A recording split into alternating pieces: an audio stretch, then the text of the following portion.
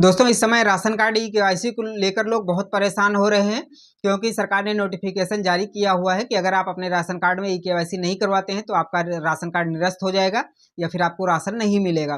तो ऐसे में काफ़ी लोग परेशान हो रहे हैं, खासकर वो लोग जो अपने राज्य से बाहर रह रहे हैं, क्योंकि अपने राज्य में है तो वहाँ तो ईजिली आप ई-केवाईसी करवा सकते हैं, लेकिन अगर आप किसी दूसरे राज्य में रह रहे हैं तो वहाँ पर अपनी ई-केवाईसी करवाना काफ़ी मुश्किल हो रहा है।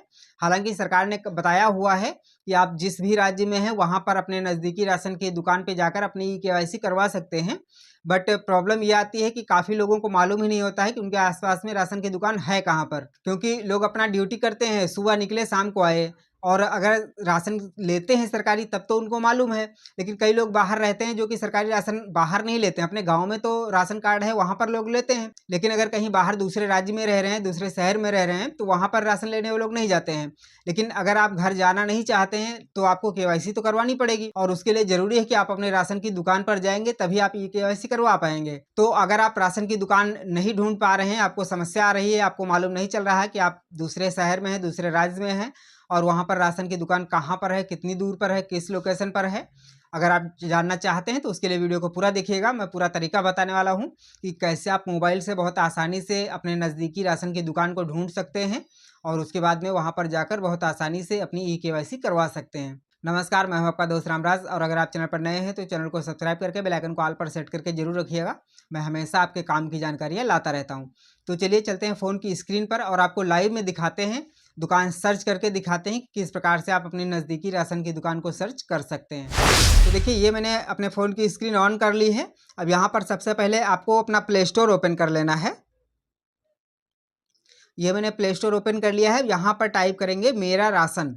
ये मैंने मेरा राशन टाइप कर लिया है, इसको सर्च करते हैं। अब देखिए सबसे ऊपर ही ऐप आ गई है मेरा राशन। ये भारत सरकार की ऐप है और यहाँ से आप अपने राशन कार्ड से संबंधित कई प्रकार की जानकारियाँ ले सकते हैं। तो इस ऐप को सबसे पहले आपको डाउनलोड कर लेना है। मैंने डाउनलोड कर रखा है तो इसलिए ओपन लिख के आ रहा है। तो चलिए मैं इसे ओपन कर लेता हूँ। अब देखिए ऐप ओपन हो गई है, थोड़ा सा वेट करते हैं। आप इसे हिंदी अंग्रेजी दोनों लैंग्वेज में रख सकते हैं। अब देखिए ओपन होके आ गई है। अब यहाँ से आप अपने राशन कार्ड की डिटेल भी निकाल सकते हैं।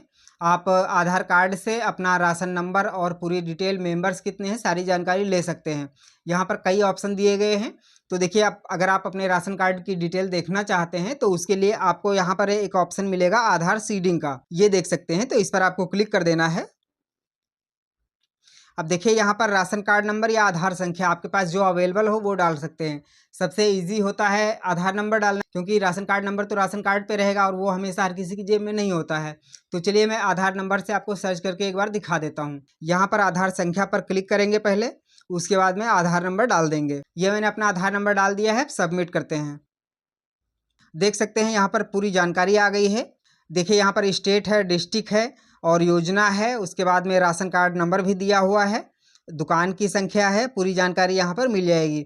उसके बाद देखिए सदस्यों के नाम दिए हुए हैं, जितने सदस्य हैं उनके नाम दिए हुए हैं, और आधार सीडिंग यस है, यानी सबके राशन कार्ड जो हैं, जितने सदस्य हैं सभी का आधार कार्ड लगा हुआ है। लेकिन यस का मतलब ये नहीं कि आपकी ई-केवाईसी हुई है। ई-केवाईसी एक अलग प्रोसेस है, वो वेरीफाई करने के लिए है कि इंसान मौजूद है या फिर नहीं है।